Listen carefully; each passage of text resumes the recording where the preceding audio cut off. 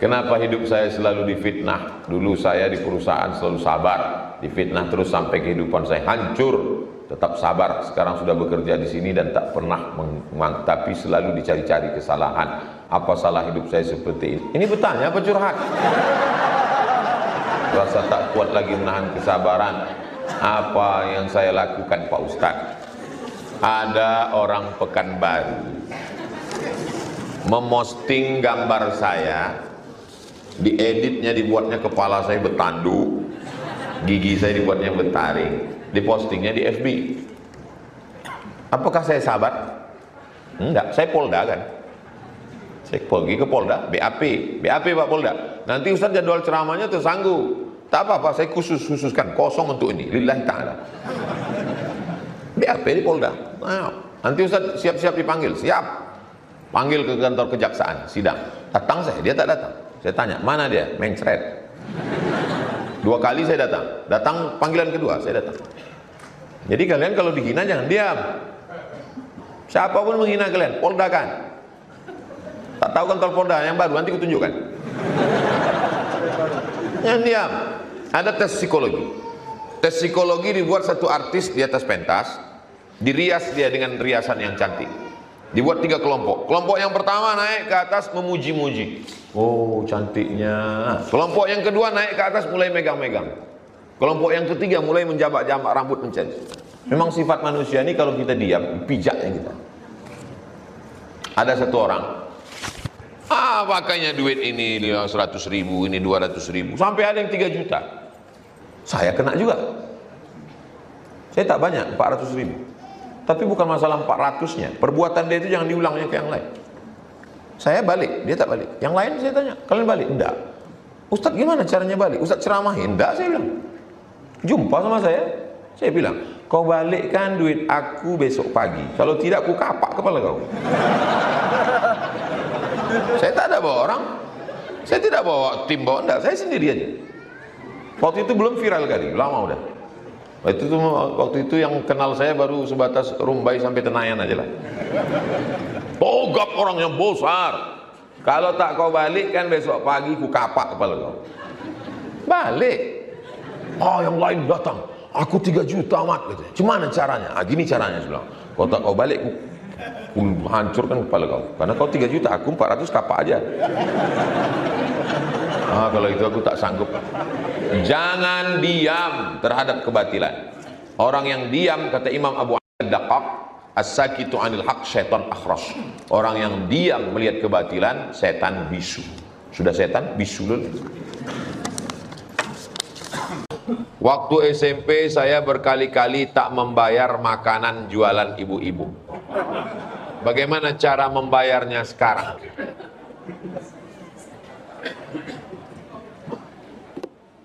Pergilah ke SMP itu, cari ibu yang menjual salalawat. Hitunglah. Kalau ibu itu sudah mati, cari anaknya ahli warisnya. Kalau sudah tak ada lagi mereka semua ditelan tsunami Galodo, maka serahkan ke lembaga yang dinikmati orang banyak. Berapa dulu makannya? Saya makannya itu Pak Ustadz 1 aja. Dari sejak kapan? Senin, Selasa, Rabu, Kamis, Jumat. Yang liburnya cuma tanggal merah aja. Berapa lama? Dari sejak kelas 1 sampai kelas 3. Hitunglah harga salalawu itu dengan bakwan dan tahu tempe isi. Hitung kira-kira berapa kalau di total. Waktu itu total berapa? Maka bayarkanlah menurut harga emas sekarang. Misalnya bakwan waktu itu 100 perak. Berarti kalau seminggu kan 700. Kalau sebulan berarti anggaplah 3000. Berarti kalau 10 bulan 30.000. Anggaplah bulan Ramadan taubat. 30.000 kelas 1, 30.000 kelas 2, 30.000 kelas 3. Berarti 3 tahun tuh tambah sedikit biar supaya diampunkan Allah dosa 100.000. 10 tahun 80 100 gram emas.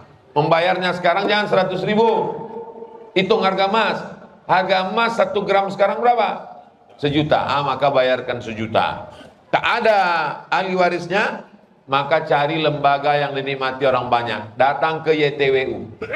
Kalau payah ke YTWU, YTWU itu simpang bingung belok kiri sebelum TPU Covid YTWU. Kalau payah, serahkan sekarang ke Ustadz Arnab. Nah, serah. Tak perlu dicakapkan, tak perlu ini untuk mengganti bakwan dengan sallallahu alaihi wasallam, tak perlu. Serahkan ya Ustadz Arnab, ini untuk dana sosial. Kalau ditanya Ustadz Arnab, ini dana dari mana? Terima aja lah Ustadz, jangan tanya lagi, aku dah banyak kali dosaku ini dah. Jelas? Nama saya Imam Mahdi.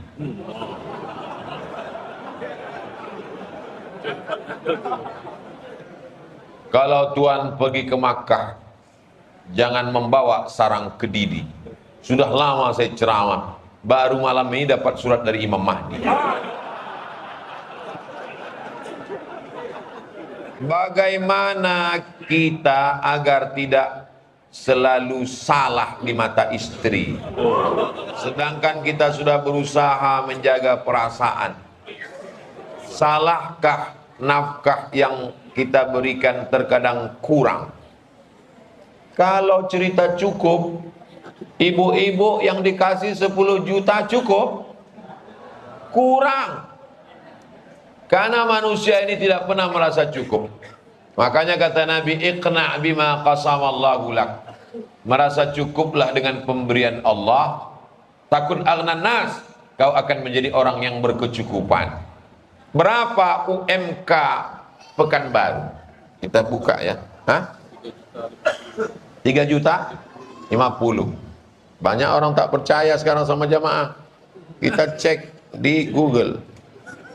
UMK Pekanbaru. Saya percaya sama antum. Jamaah ini kadang udah tak percaya. Sama Ustadz pun orang ini tak percaya lagi. UMK Pekanbaru. Lebih percaya dia sama Google. UMK Pekanbaru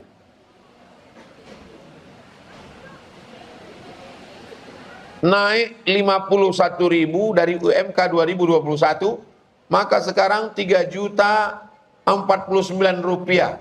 Beda 1 rupiah dengan antum tadi. Hebat antum. Jadi UMK-nya 3 juta. Jadi kalau ada di antara bapak-bapak ini mengasih 3 juta, maka bersyukurlah ibu, karena itu sudah di UMK Pekanbaru. Kalau masalah laki, di zaman sekarang laki mau sholat, mau pengajian itu sudah alhamdulillah. Laki orang lain tak pulang-pulang dari karaoke. Laki orang tak balik-balik dari keyboard tunggal. Ibu pernah dapat kiriman bini naik ke atas pentas menarik lagi? Berapa banyak? Ini laki mau sembahyang, nanti jangan sampai laki itu meninggal, ibu menangis di tepi liang lahat. Saya tak 1-2 kali menengok perempuan menangis. Abah! Itu tangisan penyesalan panjang, karena dulu waktu dia hidup tak sempat berbakti. Mudah-mudahan orang jalan muslimin ini semuanya istri-istri solihah-solihah. Amanah orang tua kami, anak perempuan dan laki-laki dibagi rata saja harta warisan. Sedangkan ada saudara laki-laki tak mau dibagi rata. Dia mau dibagi sesuai hukum Islam. Yang mana yang harus kami ikuti Pak Ustadz? Dalam fatwa Syekh Abdullah Balfaqih, boleh membagi harta warisan di berbagi rata, syaratnya 3. Yang pertama, semua ahli waris akil balik. Kalau ada satu ahli waris yang anak-anak tak bisa. Yang anak-anak ini tetap dibagi menurut jatah dia berapa. 2 laki-laki, 2 perempuan. Harta warisan 1 miliar. Bagi rata 250 juta satu orang. Semuanya 4-4-nya akil balik, boleh. Yang kedua, masing-masing tahu jatahnya berapa. Sebetulnya jatah kau bang bukan 250, lebih. Perempuan ini jatahnya sebetulnya bukan 250, tapi karena mau berbagi rata, maka kelebihan itu dihitung sebagai tabarruk, sumbangan. Yang pertama syaratnya semua akil balik. Yang kedua masing-masing tahu jatahnya berapa. Dan yang ketiga, semuanya setuju. Yang tak setuju, maka dibagi jatah dia menurut hukum faraid. Maka yang bertiga yang setuju saja dibagi rata. Kau bang, karena tak mau bagi rata, maka jatahmu sesuai dengan hukum faraid. Jelas? Insya Allah ceramah saya tak ada yang tak jelas. Kalau ada orang mengatakan somad itu tak jelas, otak dia tak jelas. Banyak ulama dan buku yang saya jumpai di salah satu masjid di Pekanbaru mengatakan berzikir secara berjamaah dengan menggunakan pengeras suara itu salah dan tidak boleh dilakukan. Mungkin kami mahasiswa di sini tidak bisa belajar secara langsung dengan ustadz, akan tetapi kami bisa melihat dakwah ustadz. Buka handphone, tulis di YouTube zikir bersama UAS. Berapa video yang membahas tentang itu. Nanti kalau udah dapat share. Sudah dijawab Ustadz Somad belum ini? Zikir bersama UAS.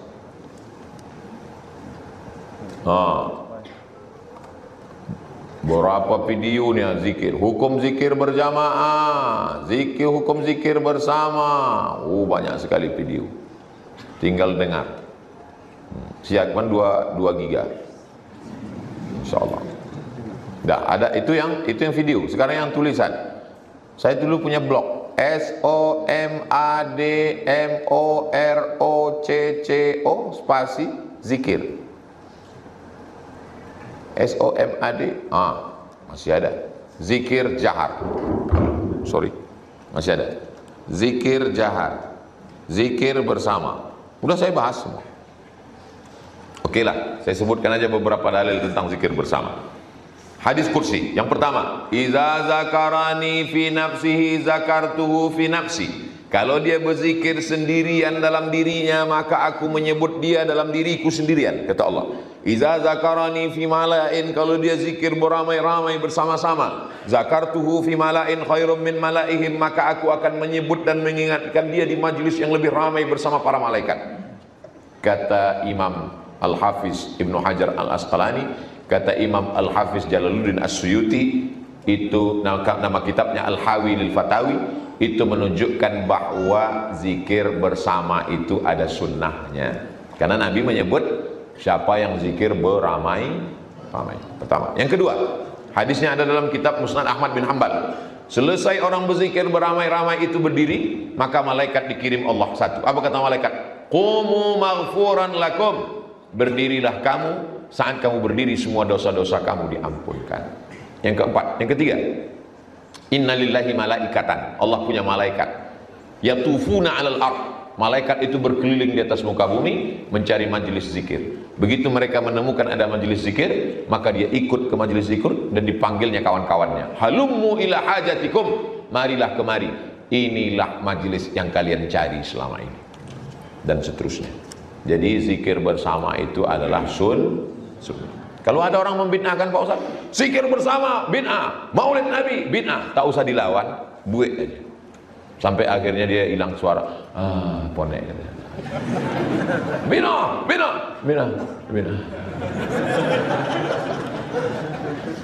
Buat aja terus. Zikir akbar, zikir bersama, maulid bersama. Kalau kalian capek, dia menang. Kalau dia capek, kalian menang. Saya sampai hari ini belum capek lagi. Nanti kalau saya capek, baru ada yang menang. Nama saya, bukan nama saya. Namun saya mau hijrah Pak Ustaz. Tapi satu sisi, saya merasa dihantui oleh masa lalu. Baca ayat kursi. Untuk ngusir hantu itu baca ayat kursi. Setiap kali saya mau baik, selam saja dia hadir menuntut terhadap saya. Mohon penguatan dari Ustadz agar saya teguh pendirian. Hujan. Mudah-mudahan kalian di luar sana teguh pendirian. Mohon Ustadz penguatan dari Ustadz agar saya teguh pendirian. Dan dia juga tidak bisa Karena insya Allah saya ingin datang menikah dengan cara yang baik. Cemana cerita dia nih?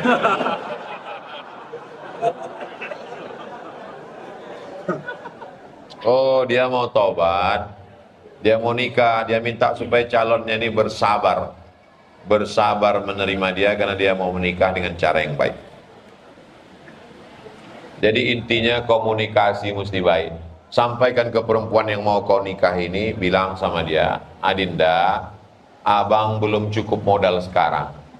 Jadi terimalah aku insya Allah di Januari 2024, sebulan sebelum Pilpres. Insya Allah di situ kita akan. Insya Allah dia mau menerima. Yang penting jangan kasih tahu. Kalau padi katakan padi, jangan kami tertampi-tampi. Kalau jadi katakan jadi, jangan kami ternanti-nanti. Karena perempuan ini ingin kepastian.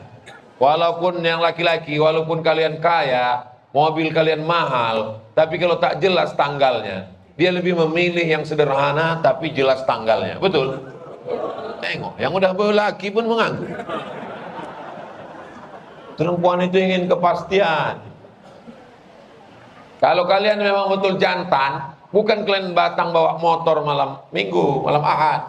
Yang jantan itu bukan datang bawa mawar, yang datang bawa mahar, itu yang jantan. Walaupun hanya seperangkat alat sholat dan kitab suci Al-Quran. Siap?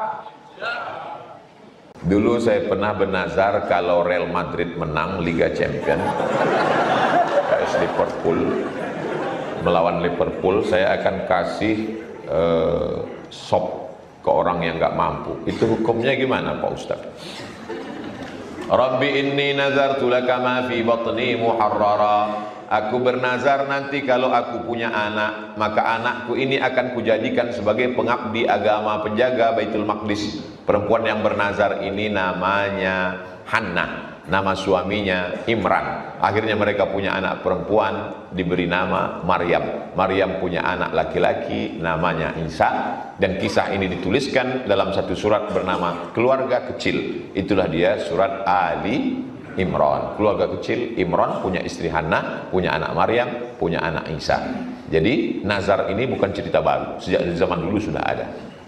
Saya bernazar Pak Ustadz, kalau anak saya lulus nanti PNS saya akan kurban, tapi kalau tak lulus sampai mati saya tak berkurban. Itulah mengapa nazar itu selalu dikaitkan dengan orang yang bakhil, karena orang bernazar ini untuk menghilangkan kebakhilannya. Kalau terwujud dia ungkapkan, kalau tak terwujud bakhilnya tetap. Jadi kalau kebetulan nazarnya untuk ini, ya tunaikan. Nazar itu merubah yang sunat menjadi wajib. Nazar puasa, puasa itu sunat. Ketika dia bernazar berubah menjadi wajib. Ngasih makan kawan, sunat, sedekah. Tapi dia bernazar, nanti ku kasih makan kawanku. Akhirnya berubah menjadi wajib. Maka wajib ditunaikan. Kalau tidak ditunaikan, maka nazar sama dengan melanggar sumpah. Bagaimana caranya? La yu'akhidhukumullahu billaghwi fi aymanikum walakin yu'akhidhukum bima kasabat qulubukum. Orang yang melanggar nazar tak mampu, sama dengan sumpah. Orang yang melanggar sumpah, maka dia fakafaratu it'amu 'asharati masakin, kasih makan 10 fakir miskin. Macam mana saya sanggup 10 Pak Ustaz? Satu aja tak cukup. Au kiswatuhum, kasih pakaian.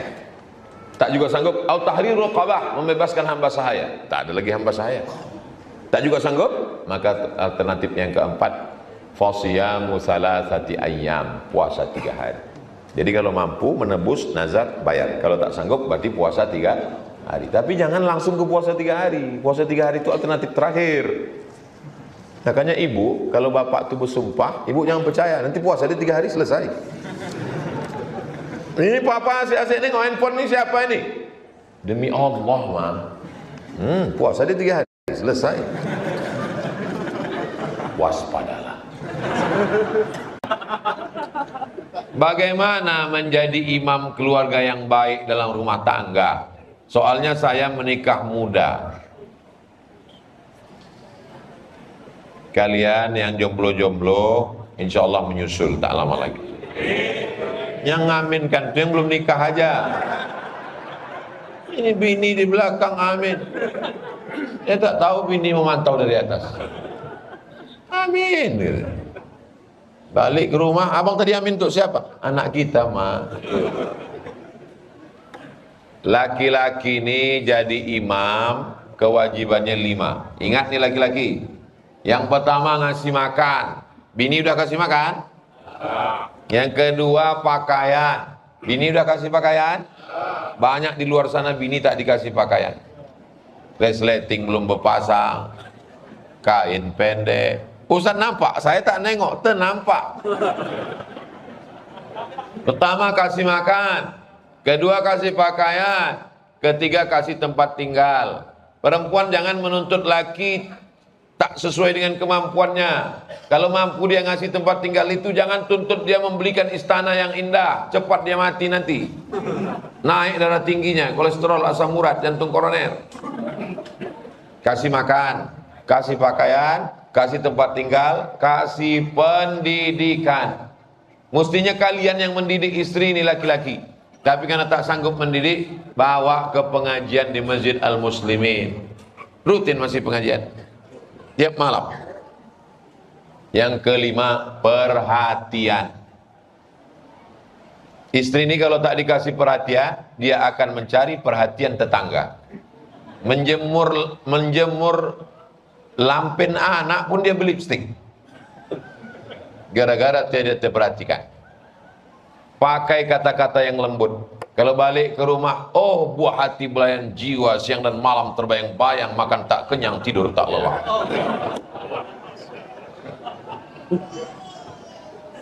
Tengoklah Nabi tak pernah memanggil pakai nama. Mana ada pernah manggil Aisyah, tak pernah. Apa kata Nabi? Ya Humairah, wahai engkau yang kulitnya putih, kalau kena cahaya matahari kemerah-merah. Boleh saya panggil bini saya besok yang Humairah Pak Ustaz? Boleh. Tapi bini saya tak putih, tak apa-apa. Emang tangan dia tak putih, tapi mukanya kan putih.